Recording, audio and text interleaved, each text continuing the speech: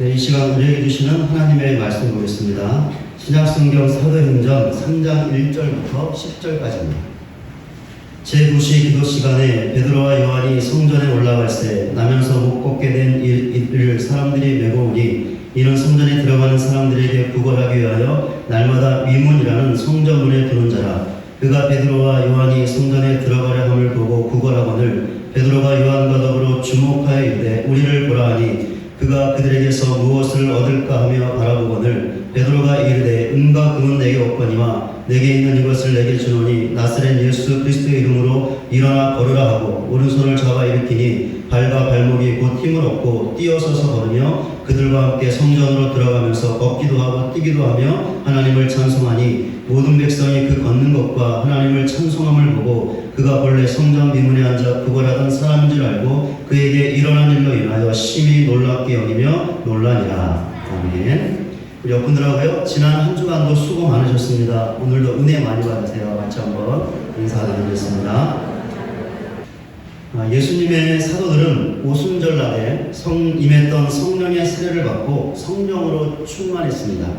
그리하여 성령의 권능으로 예수님의 증인이 되어 예수님을 전하고 가르쳤습니다.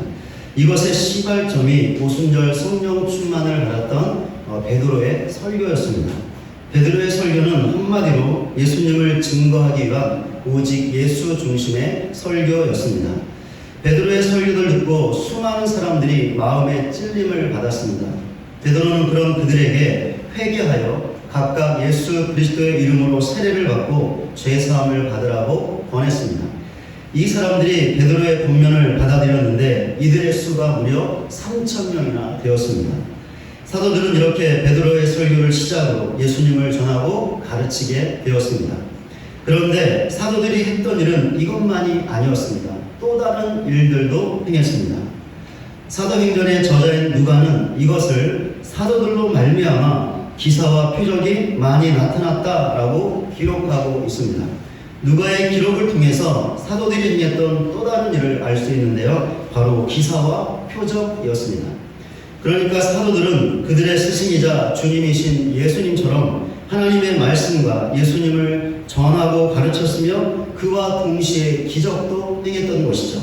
이런 점에서 사도들은 작은 예수였습니다. 오늘 본문에도 사도들이 행했던 기사와 표적의 한 가지 예가 나와 있습니다.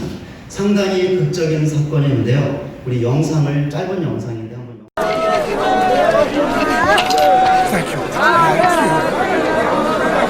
My brothers, come here to learn.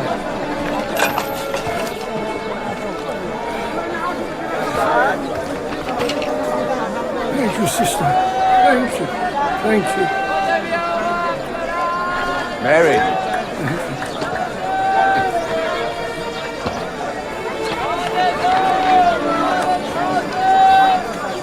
When the Holy Spirit comes to you, you'll receive power.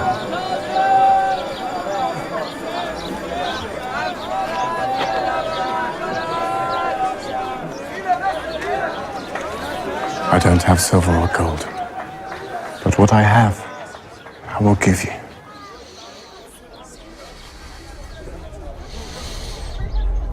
In the name of Jesus Christ, our Lord and Savior,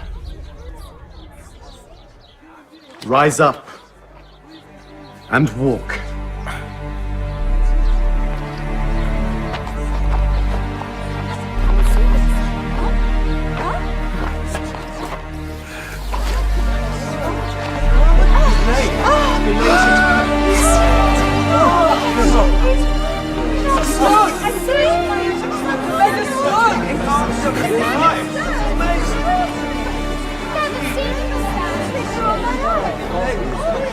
Do you think he is healed by our power? It is through Jesus. He did not die. He is still with us. It is his power that made this man walk. Jesus did this. Jesus did this.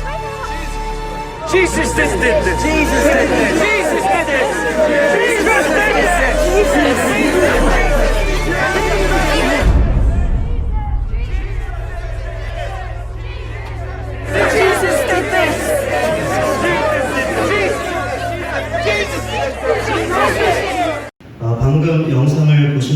번째로 오늘 본문에 나와 있는 극적인 사건은 베드로와 요한이 못 걷는 사람을 고친 기적이었습니다.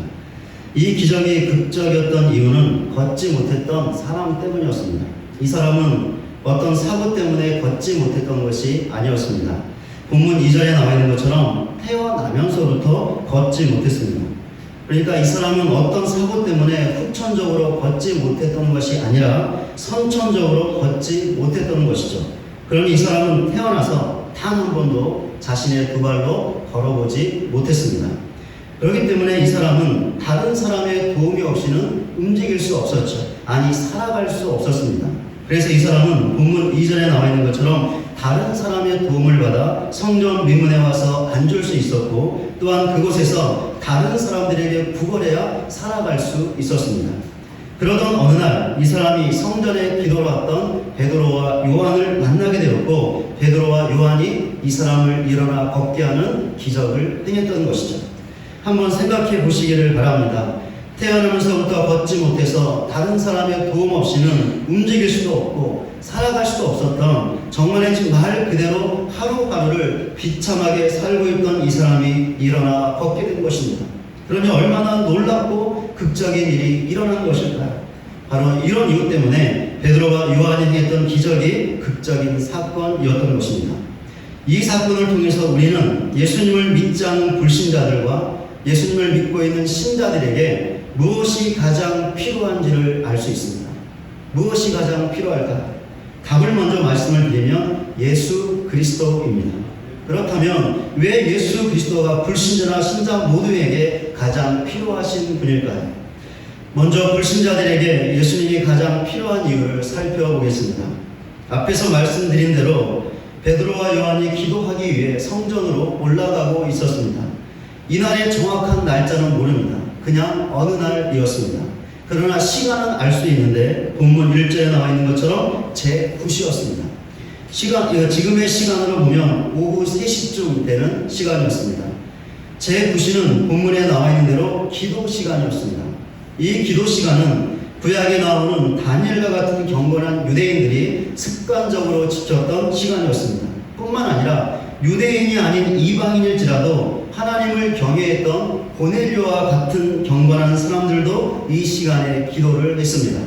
그러니까 제9시는 유대인이든 이방인이든 하나님을 경건하게 믿었던 사람들이 습관적으로 지켰던 기도의 시간이었죠. 그렇게 베드로와 요한도 이 시간에 기도하기 위해 성전으로 올라갔던 것입니다. 베드로와 요한이 성전 미문에 도착했을 때 그곳에 있던 걷지 못했던 사람을 보게 되었습니다. 그런데 그냥 단순히 지나치듯 보지 않았습니다. 본문 4절에 나와 있는 것처럼 주목하여 보았습니다. 새번역 성경은 이 말을 눈여겨보았다라는 말로 번역하고 있습니다. 그렇다면 베드로와 요한이 무엇을 눈여겨보았던 것일까요? 이 사람의 걷지 못했던 두 다리를 눈여겨보았을까요? 이 사람이 불쌍하게 구걸하고 있는 모습을 눈여겨보았을까요? 그래서 이 사람에게 있어야 하는 것이 돈이라는 사실을 눈여겨보았을까요? 물론 베드로와 요한이 이것들을 보았을 것입니다. 왜냐하면 이 모든 것들이 겉으로 드러나 있었기 때문이죠. 그러나 베드로와 요한이 눈여겨보았던 것은 이것들이 아니라 다른 것이었습니다. 그것이 무엇이었을까요? 이 사람에게 진짜 필요한 것이었는데 바로 예수 그리스도였습니다. 베드로와 요한은 걷지 못했던 사람을 보았을 때 이 사람에게 진짜 필요한 것이 돈이 아니라 예수 그리스도라는 것을 알았습니다. 그렇기에 본문 6절에 나와 있는 것처럼 은과 금은 내게 없거니와 내게 있는 이것을 내게 주노니 라고 하면서 나사렛 예수 그리스도의 이름으로 일어나 걸으라고 말했던 것이죠. 그리고는 이 사람의 오른손을 잡아 일으켜 세웠습니다. 그러자 놀라운 일이 일어났는데 본문 7절과 8절에 나와 있는 것처럼 이 사람의 발과 발목에 힘이 생겨 그 자리에서 즉시 일어나 걷고 뛰게 되었던 것입니다. 이 기적을 어떤 주석가가 다음과 같이 말했습니다. 그 권능은 그리스도의 권능이었으나 그 손은 베드로의 손이었다. 그것은 불신의 동작이 아니라 사랑의 동작이었다. 이 주석가의 말처럼 걷지 못했던 사람이 일어나 걷고 뛰었던 것은 베드로와 요한의 능력이 아니었습니다. 아니, 이들의 능력으로는 절대로 이런 일이 일어날 수 없었죠. 그것은 분명히 그리스도의 능력이었습니다. 그렇게 이 사람이 일어났던 것이고 걷고 뛰었던 것입니다. 그러나 이 사람은 육신의 병만을 고침받지 않았습니다. 더 중요하고도 시급한 병에서 고침을 받았는데 바로 영적인 병이었습니다. 이 병은 예수 그리스도를 믿지 않고 있던 치명적인 병이었는데 바로 이 병에서 고침을 받은 것이죠. 그러니까 이 사람이 기적을 통하여 예수 믿고 구원을 받았다는 것입니다. 물론 성경에는 이 사람이 고침받고 나서 예수를 믿었다는 직접적인 기록은 없습니다. 그러나 이 사람은 분명히 예수님을 믿었을 것입니다. 제가 이렇게 말씀드리는 근거가 있는데 베드로의 설교였습니다. 오늘 본문 다음을 보시면 베드로와 요한이 이 사건을 계기로 또다시 설교를 하고 있는 내용이 나옵니다. 그때 베드로가 예수님을 증거하게 되었는데 베드로의 설교를 듣고 회개하고 예수 믿은 사람들이 있었습니다. 그 수가 무려 5,000명이나 되었습니다. 제가 바로 이 사실을 근거로 해서 이 사람도 반드시 5,000명 안에 속했을 것이라고, 즉 예수님을 믿고 구원받았을 것이라고 말씀을 드리는 것입니다. 만약에 베드로와 요한이 이 사람에게 돈만 주고 지나쳤다면 어떻게 되었을까요? 이 사람은 그 돈을 가지고 먹을 것을 사거나 필요한 것을 샀을 것입니다. 그러나 그것으로 끝이었습니다. 그렇게 이 사람은 계속해서 다른 사람의 도움을 받아 성전 미문에 왔을 것이고 그곳에서 다른 사람에게 구걸하여 받은 돈으로 살아갔을 것입니다. 그리고 그렇게 살다가 그냥 죽었을 것입니다. 그러나 이 사람은 더 이상 그렇게 할 필요가 없었습니다. 왜 그렇습니까? 걷게 되었기 때문이죠. 그러나 무엇보다도 이 사람은 예수 믿어 구원받았습니다. 그러니 이 사람에게 진짜 필요했던 것이 무엇이었을까요? 돈이었을까요? 아니죠. 이 사람에게 진짜 필요했던 것은 예수 그리스도였습니다. 베드로와 요한이 바로 이것을 주목하여 보았던 것이죠. 그렇게 이 사람에게 예수 그리스도의 이름으로, 그분의 능력으로 그 사람을 고쳐 주었던 것입니다. 우리 주변에는 수많은 불신자들이 있습니다. 그 중에는 가족과 친척들이 있고 이웃 사람들이 있고 직장의 동료들도 있습니다. 또한 오고 가다 지나치는 수많은 사람들도 있습니다. 그 사람들은 모두 각자의 삶의 현장이 있습니다. 그 현장에서 여러 가지 모습으로 살아가고 있습니다. 또한 여러 가지 문제들을 겪고 있고 무엇인가를 필요로 하고 있습니다.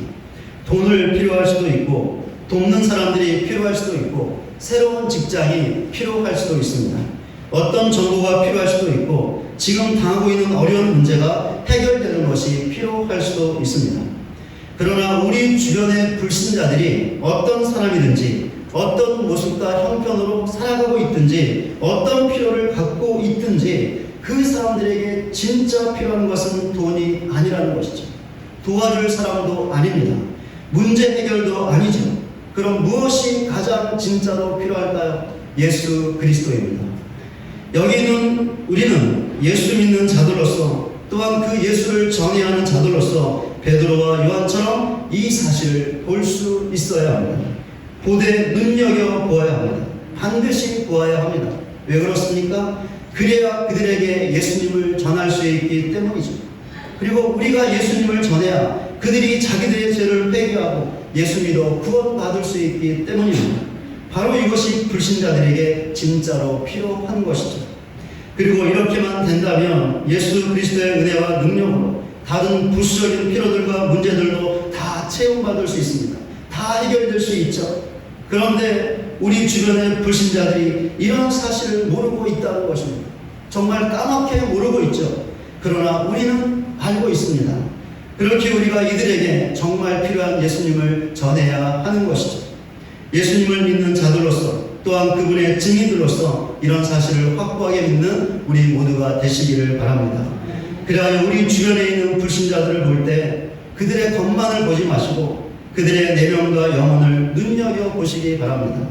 그래야 그들에게 진짜 필요한 것이 예수 그리스도이심을 알고 그분을 증거하여 그 사람들을 구원의 길로 인도하여 그들의 진짜 필요를 채워주는 믿음의 삶을 살아가는 저와 여러분 모두가 되시기를 주님의 이름으로 간절히 소원합니다.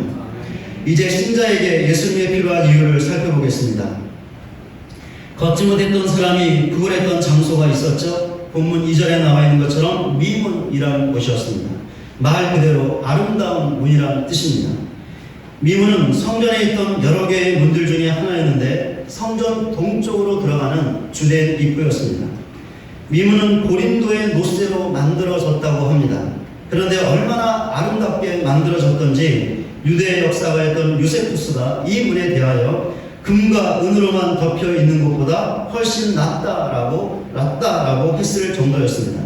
비록 노쇠로 만들었지만 금이나 은으로 만든 것보다 더 아름다웠던 것이죠. 바로 이 아름다운 문 앞에서 걷지 못했던 사람이 매일 구걸을 하고 있었던 것입니다. 그런데 어떻습니까? 이 아름다운 문이 이 사람을 고쳐 주었나요? 아니, 더 나아가 그 문으로 들어가는 성전이 이 사람을 고쳐 주었습니까? 그 성전에 있던 제사장들이나 성직자들이 이 사람을 고쳐 주었나요? 아니요, 고쳐주지 못했습니다.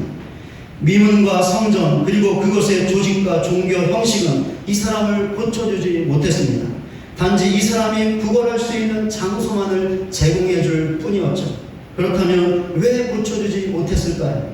이 물음의 답은 베드로의 말을 통해서 얻을 수 있습니다. 본문 6절을 다시 한번 보겠습니다. 베드로가 이르되 은과 금은 내게 없거니와 내게 있는 이것을 내게 주노니 나사렛 예수 그리스도의 이름으로 일어나 걸어라. 베드로가 걷지 못한 사람에게 예수 그리스도의 이름으로 일어나 걸으라 라고 하기 전에 한 말이 있었습니다. 어떤 말이죠? 내게 있는 이것을 이라는 말입니다. 베드로 안에 무엇이 있다는 것이죠. 그럼 베드로가 무엇을 가지고 있었을까요? 예수 그리스도였습니다. 베드로가 예수 그리스도를 가졌다는 것은 그의 안에 예수 사랑, 예수 은혜, 예수 생명, 예수 능력이 있었다는 것이죠. 그것도 충만하게 있었습니다. 왜냐하면 베드로가 성령 충만했기 때문이죠. 그렇게 베드로가 그의 안에 있던 예수 생명, 예수 능력으로 걷지 못했던 사람을 걷게 하는 기적을 행할 수 있었던 것입니다. 베드로는 어부 출신이었죠. 그러니 그는 배우지 못했고 사회적인 지위도 미천한 사람이었습니다. 이에 반해 성전의 제사장들과 성직자들은 많이 배운 사람들이었고 지위도 높았고 많은 백성들의 존경을 받고 있던 사람들이었습니다. 그런데 베드로는 걷지 못한 사람을 일으켜 세울 수 있었고 제사장들과 성직자들은 그렇게 하지 못했습니다. 이유가 무엇일까요? 바로 예수 그리스도입니다. 그러니까 베드로 안에는 예수 사랑, 예수 은혜, 예수 생명, 예수 능력으로 충만했던 것이고 제사장들과 성직자들 안에는 예수가 전혀 없었던 것이죠. 이제 성전 미문과 성전과 성전의 성직자들과 종교 제도가 걷지 못했던 사람을 고쳐주지 못했던 이유를 아시겠습니까? 그 안에 예수 사랑, 예수 은혜, 예수 생명, 예수 능력이 없었기 때문입니다.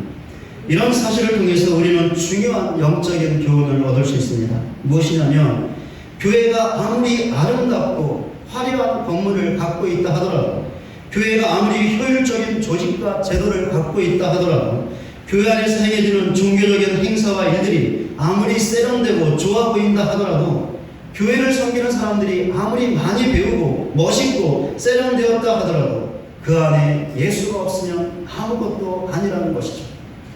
예수 은혜, 예수 사랑, 예수 생명, 예수 능력이 없다면 정말이지 아무것도 아니라는 것입니다. 그렇다면 반대로 교회 건물이 화려하지 못하고 좀 오래돼서 낡았을지라도, 교회의 제도와 조직이 허술하다 할지라도, 교회 안에서 행해지는 종교적인 행사와 일들이 좀 부족하고 투박하다 하더라도, 교회를 섬기는 사람들이 많이 배우지 못하고 멋스럽지 못하고 세련되지 못했다 하더라도 그 안에 예수님이 있으면 된다는 것입니다. 예수 은혜, 예수 사랑, 예수 생명, 예수 능력으로 충만하면 된다는 것이죠. 왜 그렇습니까? 두 가지 이유 때문인데요. 이 두 가지 이유가 신자에게도 그리스도가 가장 필요한 이유입니다. 첫째, 불신자들에게 예수님을 전하고 구원의 길로 이끌어야 하기 때문입니다. 신자인 우리가 살아가는 이유가 무엇일까요? 우리 교회가 왜 이곳에 존재하는 것일까요? 우리가 왜 모여서 하나님을 예배하는 것일까요? 베드로와 사도들처럼 예수님을 증거하기 위해서, 그리하여 불신자들을 한 영혼이라도 구원의 길로 이끌기 위해서입니다.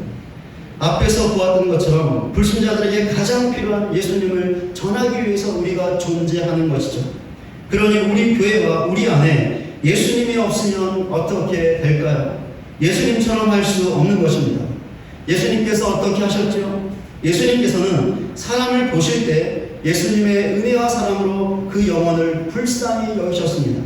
또한 예수님의 생명과 능력으로 그 사람을 고쳐주셨죠. 육신의 병도 고쳐주셨고 영혼의 병도 고쳐주셨습니다.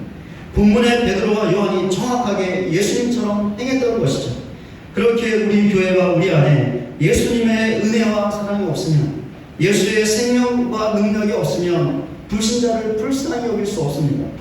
그렇게 되면 그 사람의 진짜 필요가 무엇인지를 눈여겨볼 수 없습니다.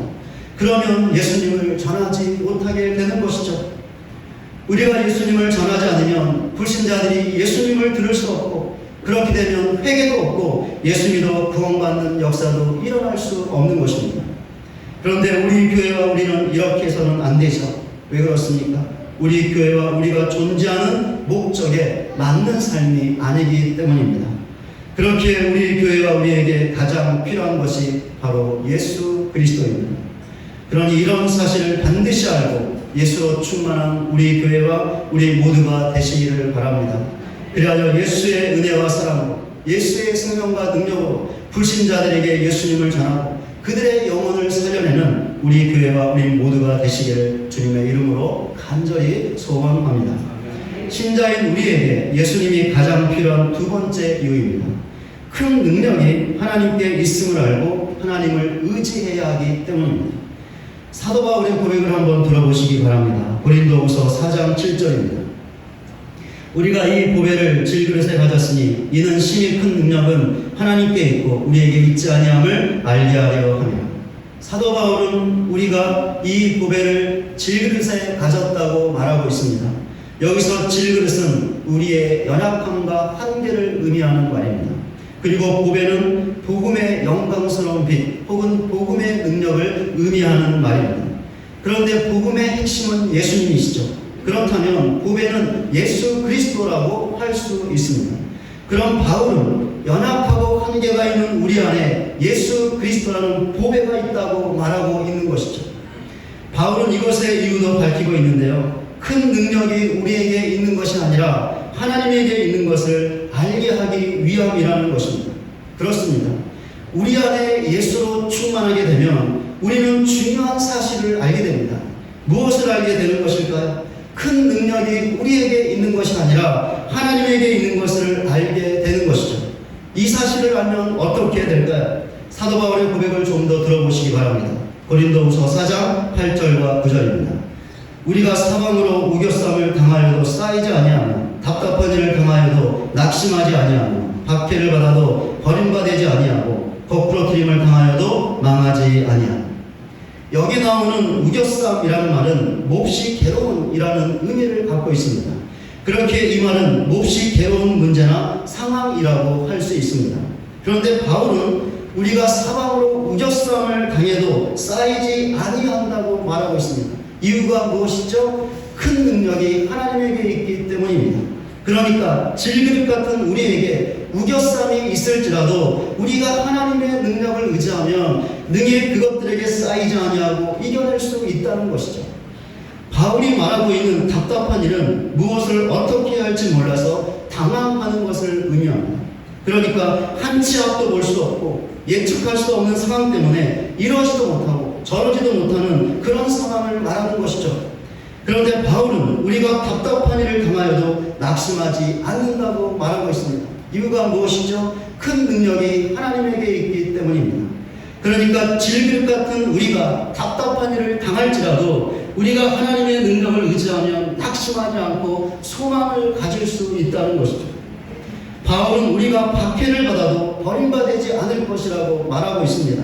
이유가 무엇이죠? 큰 능력이 하나님에게 있기 때문입니다. 그러니까 질그릇 같은 우리가 박해를 받을지라도 우리가 하나님의 크신 능력을 의지하면 그 박해가 우리를 하나님에게서 떼어놓을 수 없다는 것입니다.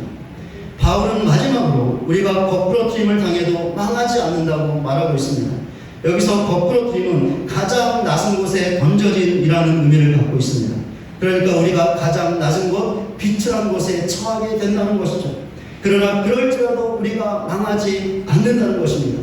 이유가 무엇이죠? 크신 능력이 하나님에게 있기 때문입니다.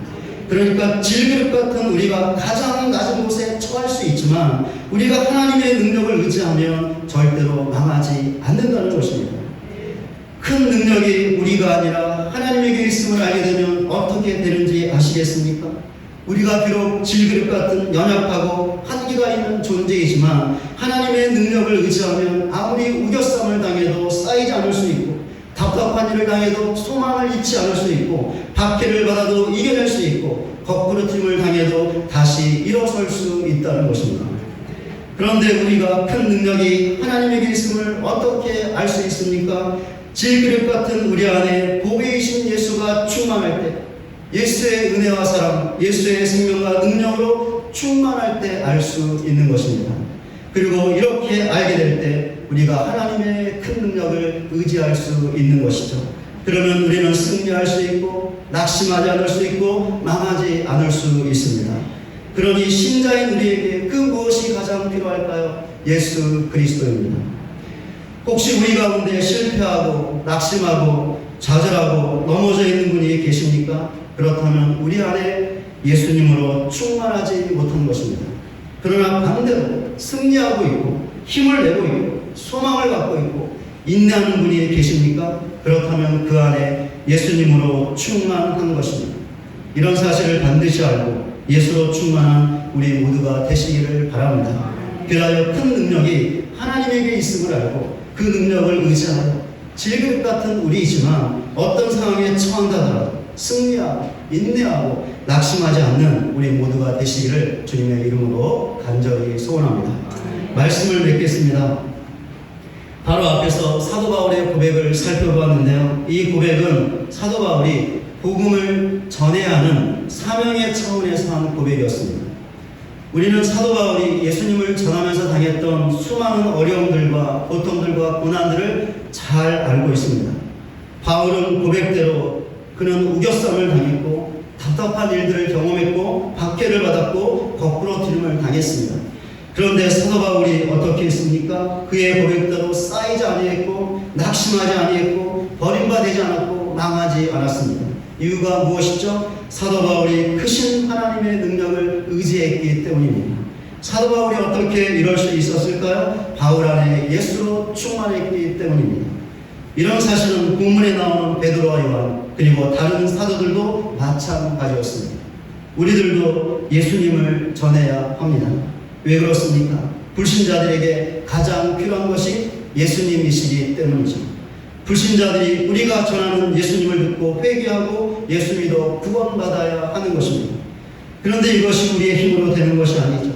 우리 안에 예수로 충만할 때 예수의 은혜와 사랑으로 예수의 생명과 능력으로 충만해야 가능한 것입니다. 그러니 신자인 우리에게 가장 필요한 것도 바로 예수 그리스도입니다. 더욱이 우리가 예수님을 전하다 보면 많은 어려움을 당할 수 있습니다. 고통을 당할 수 있고 고난도 당할 수 있죠. 그러나 우리 안에 예수로 충만하면 이 모든 것들을 능히 이겨내고 예수님을 전할 수 있습니다. 왜냐하면 하나님의 크신 능력을 의지할 수 있기 때문이죠. 그러니 신자인 우리에게 예수님이 가장 필요한 것입니다. 그러니 이런 사실을 알고 예수로 충만할 수 있게 달라고 간절하게 기도하는 우리 모두가 되시기를 바랍니다. 기도하면 하나님께서 응답해 주실 것을 믿습니다. 그러니 간절한 기도를 통하여 예수로 충만하여 그 어떤 어려움과 고통과 고난이 있다 하더라도 하나님의 크신 능력을 의지하여 예수님을 전하는 우리 모두가 되시기를 바랍니다. 우리에게 주어진 직분과 사명, 교회를 위한 수고와 봉사 모든 것들을 감당하시기를 바랍니다. 그리하여 불신 영혼을 그 영혼이 단 한 사람이라 할지라도 구원의 길로 이끌 수 있는 저와 여러분 그리고 우리 교회가 될 수 있기를 주님의 이름으로 간절히 축원을 드립니다.